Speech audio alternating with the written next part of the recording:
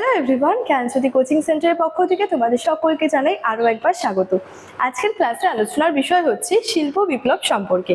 তোমরা যারা সিধু কানু বিরসা ইউনিভার্সিটির অধীনস্থ বিভিন্ন কলেজগুলিতে পড়াশোনা করছো, তোমাদের জন্য আজকের ক্লাসে 7th semester major history paper 12 থেকে কিন্তু এই শিল্প বিপ্লব টপিকটা বা বিষয়টা নিয়ে আলোচনা করব। ঠিক আছে? আচ্ছা, আলোচনার বিষয় শুরু করার আগে তোমাদেরকে একটা ছোট্ট ইনফরমেশন দিয়ে রাখি। তোমরা যারা যারা ভাবছো আমাদের সঙ্গে এই সেমিস্টারে অনলাইনে যুক্ত হবে, তারা স্ক্রিনে দুটি নাম্বার দেখতে পাচ্ছ। এই নাম্বার দুটি হলো আমাদের জ্ঞানজ্যোতি কোচিং সেন্টারের অফিসিয়াল হেল্পলাইন নাম্বার। যে কোনো একটি নাম্বারে যোগাযোগ করে আমাদের সঙ্গে যুক্ত হয়ে যেতে পারো। ঠিক আছে? এর সাথে সাথে তোমাদের সেমিস্টারের কোর্স ফি সম্পর্কেও একটু বলে রাখি। তোমরা যারা মেজরের স্টুডেন্টস রয়েছে তোমাদের জন্য কোর্স ফি রয়েছে 1299, এবং তোমরা যারা মাইনরের স্টুডেন্টস রয়েছে তোমাদের জন্য কোর্স ফি রয়েছে 699। ঠিক আছে? এই কোর্স বিনিময়ে আমাদের সঙ্গে যুক্ত হওয়ার মাধ্যমে তোমরা যে সমস্ত সুযোগ সুবিধাগুলি পেয়ে যাচ্ছ, প্রথমেই তোমরা পেয়ে যাচ্ছ proper guidance, then recorded classes, high quality notes এবং 100% কমন সাজেশনস গুলো কিন্তু পেয়ে যাচ্ছ। ঠিক আছে? আচ্ছা, এই ছিল ইনফরমেশনের বিষয়। এবার সরাসরি আলোচনার বিষয় শুরু করছি। দেখো, প্রথমেই আমরা যে বিষয়টা জানবো সেটা হলো শিল্প বিপ্লব কি, বা শিল্প বিপ্লব বলতে কি বুঝিয়ে থাকে। বলেছে অষ্টাদশ শতাব্দীর মাঝামাঝি সময়ে গ্রেট ব্রিটেন থেকে শুরু হওয়া একটা যে ঐতিহাসিক প্রক্রিয়া ছিল এই শিল্প বিপ্লব, যেখান থেকে কি হচ্ছে কৃষিভিত্তিক হস্তশিল্প নির্ভর সমাজ থেকে যন্ত্রভিত্তিক শিল্প নির্ভর আধুনিক সমাজের একটা উত্তরণ কিন্তু ঘটছে। শিল্প বিপ্লবের মাধ্যমে কি হচ্ছে, আগেকার সময় কি হতো যে অর্থনীতিটা বা সমাজটা কিন্তু কৃষির ওপর নির্ভরশীল ছিল বা বিভিন্ন হস্তশিল্পের উপর নির্ভরশীল ছিল, কিন্তু এই কৃষি ভিত্তিক বা কৃষি কাজের উপর থেকে এবং হস্তশিল্পের উপর নির্ভর থেকে সমাজটা কোন দিকে যাচ্ছে, এই যন্ত্রভিত্তিক ও শিল্প নির্ভর কিন্তু আধুনিক সমাজের একটা উত্থান ঘটছে বা উত্তরণ কিন্তু ঘটছে। তাহলে কৃষি ভিত্তিক থেকে কি হচ্ছে, যন্ত্র ভিত্তিকে এটার কিন্তু একটা উত্থান ঘটছে। বলেছে বাষ্পীয় ইঞ্জিন যান্ত্রিকীকরণের মাধ্যমে উৎপাদন ব্যবস্থায় আসে এক আমূল পরিবর্তন। তাহলে কি হচ্ছে, যখন এই কৃষি ভিত্তিক থেকে যন্ত্র ভিত্তিকে একটা উত্তরণ ঘটছে, তখন এর মাধ্যমে কি হচ্ছে, একটা বিশাল মাপের কিন্তু বা বিশাল আকারের একটা পরিবর্তন কিন্তু ঘটছে। ঠিক আছে? আচ্ছা, পরবর্তীকালে এটি সমগ্র ইউরোপ এবং আমেরিকার প্রসার লাভ করে বিশ্ব অর্থনীতিকে কিন্তু বদলে দিয়েছিল। এই শিল্প বিপ্লবের ফলে কিন্তু অর্থনৈতিক দিক থেকে বা অর্থনীতির ক্ষেত্রে কিন্তু একটা বিশাল পরিবর্তন কিন্তু ঘটেছিল, যেখানে কি হচ্ছে কৃষির ওপর বা হস্তশিল্পের ওপর নির্ভর সমাজটা কি হচ্ছে পরবর্তীতে যন্ত্রের ওপর এবং যে শিল্প নির্ভর কিন্তু একেবারে হয়ে পড়ছে। ঠিক আছে? তারপর রয়েছে শিল্প বিপ্লবের যে বিভিন্ন আর কি পর্যায়গুলো রয়েছে, সেই পর্যায় সম্পর্কে বলেছে। আচ্ছা, প্রথম পর্যায়ে দেখো বলেছে বাষ্পীয় শক্তি ও যান্ত্রিকীকরণ, যেখানে রয়েছে বস্ত্র ও লোহা শিল্পের ব্যাপক প্রসার এবং কলকারখানা কেন্দ্রিক উৎপাদন শুরু হয়েছিল। দ্বিতীয় পর্যায়ে কি হলো, বিদ্যুৎ ও ব্যাপক উৎপাদন, যেমন এখানে বলেছে রাসায়নিক শিল্প, ইস্পাত উৎপাদন, অ্যাসেম্বলি লাইনের বিকাশ। তৃতীয় পর্যায়ে কি রয়েছে, ডিজিটাল বিপ্লব, অর্থাৎ কম্পিউটার, ইন্টারনেট, সেমিকন্ডাক্টর এবং যে অটোমেশনের উদ্ভব এবং প্রসার। তারপর রয়েছে চতুর্থ পর্যায়ে, দেখো বলেছে কৃত্রিম বুদ্ধিমত্তা এবং সাইবার ফিজিক্যাল সিস্টেম। ঠিক আছে?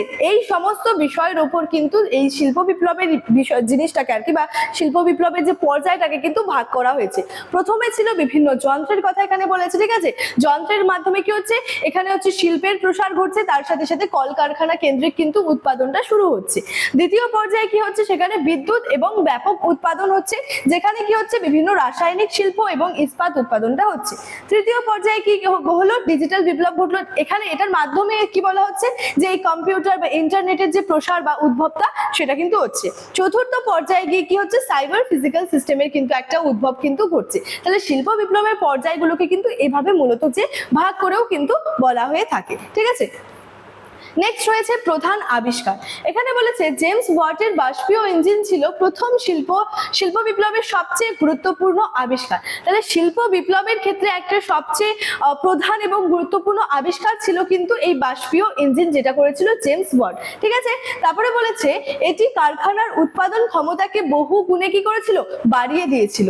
এর ফলে বিশ্ব বাণিজ্য, রেলপথ, বাষ্পীয় জাহাজের মাধ্যমে যোগাযোগ ব্যবস্থার অভূতপূর্ব উন্নতি সাধিত হয়েছিল।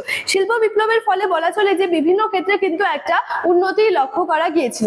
যেমন হচ্ছে এর ফলে হচ্ছে বিশ্ব যে বাণিজ্য রয়েছে, তাছাড়াও রেলপথ বা বাষ্পীয় যে জাহাজ, সেটার মাধ্যমে কি হলো, যোগাযোগ ব্যবস্থার ক্ষেত্রে একটা উন্নতি দেখা গেল। এর সাথে সাথেও বলা যায় যে আধুনিক শিল্পায়নের কিন্তু এই শিল্প বিপ্লবটা পথ প্রশস্তও কিন্তু করেছিল। ঠিক আছে, আচ্ছা, আর্থ সামাজিক প্রভাব। এবার শিল্প বিপ্লব রয়েছে, প্রত্যেকটা জিনিসেরই কিন্তু কিছু প্রভাব কিন্তু থেকে থাকে। শিল্প বিপ্লবের কি প্রভাব রয়েছে দেখো, বলেছে প্রথমত যে নগরায়ন, অর্থাৎ কাজের খোঁজে মানুষ গ্রাম থেকে শহরে মানুষ ব্যাপক স্থানান্তর এবং নতুন শিল্প শহরের উৎপত্তি। তাহলে কি হলো, মানুষের কাজের প্রয়োজন, এবার কাজের খোঁজে মানুষ কি করছে, গ্রাম থেকে শহরে আসছে, যার ফলে একটা ব্যাপক স্থানান্তর ঘটছে, গ্রাম থেকে শহরের এই স্থানান্তরটা ঘটছে এবং নতুন শিল্প শহরের কিন্তু উৎপত্তিও হচ্ছে। তারপরে রয়েছে দেখো অর্থনৈতিক প্রবৃদ্ধি। এখানে বলেছে বিশ্ব বাণিজ্যের প্রসার, নতুন বাজারের সৃষ্টি, পুঁজিবাদের দ্রুত বিকাশ ঘটলো। তাহলে এর ফলে বাণিজ্যের প্রসার ঘটছে, তারপরে একটা নতুন বাজারের সৃষ্টি হচ্ছে, তার সাথে সাথে কি হচ্ছে, বাণিজ্য যেহেতু প্রসার ঘটছে, নতুন বাজারের সৃষ্টি হচ্ছে, যার ফলে পুঁজিবাদেরও কিন্তু দ্রুত বিকাশ ঘটছে। ঠিক আছে, নেক্সট হচ্ছে যোগাযোগ ব্যবস্থা, অর্থাৎ রেলপথ ও টেলিগ্রাফের মাধ্যমে বিশ্বের এক প্রান্ত থেকে অন্য প্রান্তে দ্রুত যোগাযোগটা কিন্তু সম্ভব হচ্ছে। নেক্সট হচ্ছে জীবনযাত্রার মান, অর্থাৎ দীর্ঘমেয়াদে মানুষের জীবনযাত্রার মান উন্নত হলেও প্রাথমিক পর্যায়ে শ্রমিকদের দুর্দশা কিন্তু বৃদ্ধি পেয়েছিল। অর্থাৎ এই শিল্প বিপ্লবের ফলে একদিক থেকে যেমন বলা চলে বা বলা যায় যে এটার ফলে মানুষের জীবনযাত্রার মান তো যথেষ্ট উন্নত হয়েছিল, কিন্তু কৃষকদের জীবনেও কিন্তু অনেক ক্ষেত্রে অনেক দুর্দশা কিন্তু নেমে এনেছিল। তাদেরকে কিন্তু অনেকটা, যে তাদের জীবনটা অনেকটা কিন্তু দারিদ্র্যের মধ্যে দিয়ে কিন্তু কেটেছিল। ঠিক আছে, তাহলে শিল্প বিপ্লবের এই যে বিষয়টা রয়েছে যে কিভাবে শুরু হলো, এটার পর্যায়, বিভিন্ন পর্যায়গুলো কি রয়েছে, শিল্প বিপ্লবের ফলে কি কি ঘটেছিল বা এটার প্রভাবগুলো কি দেখা যায়, ঠিক আছে, সমস্ত বিষয় বলা যায় যে নতুন যুগের সূচনা। এই শিল্প বিপ্লবের ফলে আবার বলা চলে একটা কিন্তু নতুন যুগের সূচনাও হয়েছিল। কেন এরকম বলা হচ্ছে, তার কারণ হলো শিল্প বিপ্লবের ফলে কি হচ্ছে, যে যেখানে আগের সমাজটা কি ছিল, কৃষি ভিত্তিক ছিল, ঠিক আছে, সেখান থেকে সমাজটা পরবর্তীতে কি হচ্ছে, যন্ত্র ভিত্তিক হয়ে উঠছে। ঠিক আছে, এখানে বলছে যে শিল্প বিপ্লব কেবল একটি যান্ত্রিক পরিবর্তন ছিল না, আর এক্ষেত্রে এই বিষয়টাও বলা যায় যে শুধুমাত্র যে যন্ত্রপাতির মানে যান্ত্রিক পরিবর্তন ঘটেছিল তার জন্য যে শুধু একটাই পরিবর্তন সেটা কিন্তু না, শুধুমাত্র যান্ত্রিক পরিবর্তন ছিল না, এটা মানব সভ্যতার এক সম্পূর্ণ নতুন অধ্যায়ের কিন্তু সূচনা করেছিল। ঠিক আছে, যা আজকের আধুনিক ও প্রযুক্তি নির্ভর বিশ্বের ভিত্তিটা কিন্তু স্থাপন করেছিল।